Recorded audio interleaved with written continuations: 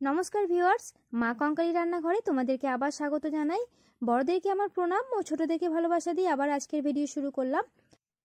মা আজকে তোমাদের জন্য নতুন একটি পিঠে রেসিপির ভিডিও নিয়ে হাজির হয়েছে।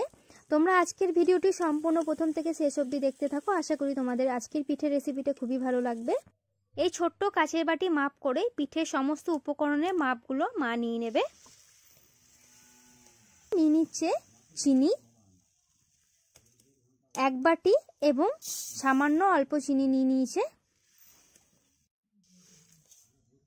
যে পরিমাণে চিনিটা নেওয়া হয়েছে সেই পরিমাণে ঠিক মা জলটা দিয়ে দেবে। চিনিটা গলিয়ে মা এখন রস তৈরি করে নেবে। আজকে আমাদের সকরালি পিঠে বানাতে লাগবে হচ্ছে চালের গুঁড়ো, ময়দা, নুন এবং চিনি। ওই বাটির মাপ করে মা যে পরিমাণে চিনি নিয়েছিল সেই পরিমাণে নিয়ে নিচ্ছে চালের গুঁড়ো।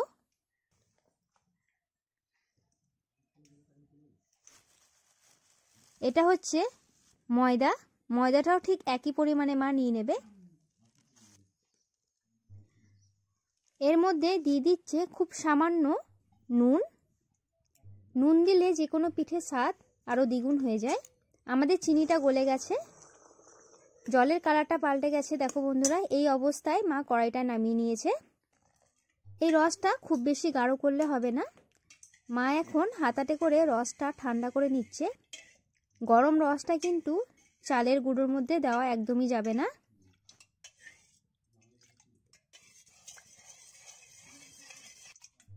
অনেকটা ঠান্ডা হয়ে এসেছে আগের থেকে।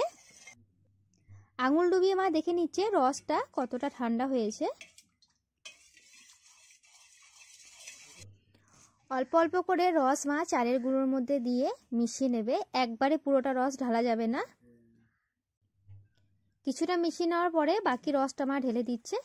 এখন খুব ভালোভাবে রসের সাথে চালের গুঁড়োটা মিশিয়ে একটা ব্যাটার তৈরি করে নিতে হবে। মা কঙ্কালী রান্নাঘরে রান্নার রেসিপির ভিডিওগুলি তোমাদের যদি ভালো লেগে থাকে তাহলে আমাদের এই চ্যানেলটি সাবস্ক্রাইব করে দিও, সাথে পাশে থাকা বেল আইকনটা প্রেস করে দিও। আমরা ডেলি নিত্য নতুন রান্নার রেসিপির ভিডিও নিয়ে আমাদের মা কঙ্কালী রান্নাঘর চ্যানেলে হাজির হচ্ছি। সামান্য একটু গরম জল আরও মা দিয়ে খুব ভালোভাবে মিশিয়ে নিচ্ছে। ব্যাটারটা খুব বেশি ঘন করলেও হবে না, আবার খুব বেশি পাতলা করলেও হবে না। ঘনত্বটা তোমরা এরকমই রাখবে, দেখে নাও বন্ধুরা। 5 থেকে 7 মিনিট ঠিক এইভাবেই ব্যাটারটাকে মিশিয়ে নিতে হবে। খুব ভালোভাবে মিশিয়ে নেওয়া হয়ে গেছে। এই অবস্থায় এখন আধ ঘন্টা মতন ঢাকা দিয়ে রেখে দেব। আধ ঘন্টা ব্যাটারটা রেখে দেওয়ার পর মা এখন দিয়ে দিচ্ছে মৌরি। এতে করে পিঠেটা খেতে আরও সুস্বাদু হবে। মৌরির সাথে ব্যাটারটা খুব ভালোভাবে মিশিয়ে নিচ্ছে। কড়াইয়ের মধ্যে তেলটা গরম হয়ে গেছে। একটা হাতার সাহায্যে মা ব্যাটারটা দিয়ে দিচ্ছে। সকরালি পিঠের বিশেষত্ব হচ্ছে এই পিঠেটা একটা সাইড ভেজে নেওয়া হয়। পিঠের নিচের দিকটা সম্পূর্ণভাবে তেলের মধ্যে ডুবিয়ে ভেজে নেওয়া হয় এবং উপরের দিকটা এইভাবে খুন্তির সাহায্যে তেল দিয়ে ভেজে নিতে হয়। নিচের দিকটা ভেজে নেওয়া হয়ে গেছে। মা এখন খুন্তির সাহায্যে কড়াইয়ে একটু সাইডে পিঠেটা লাগিয়ে দিয়ে তেল দিয়ে উপরের দিকটা ভেজে নিতে হবে। এই পিঠেটা দেখতে যেমন হয় খেতেও কিন্তু খুব সুস্বাদু হয়। প্রচণ্ড নরম হয় এই পিঠেটা। সাইডে সাইডে ঘুরিয়ে ঠিক এইভাবে তেল দিয়ে ভেজে নিতে হবে। আমাদের পিঠেটা ভেজে নেওয়া হয়ে গেছে। তেল ঝরিয়ে নিচ্ছে মা এখন। দেখো বন্ধুরা, উপরের দিকটা সাদা এবং পিছনের দিকটা লাল। আমাদের একটা পিঠে তৈরি। একইভাবে পরের পিঠেটাও মা তৈরি করে নেবে।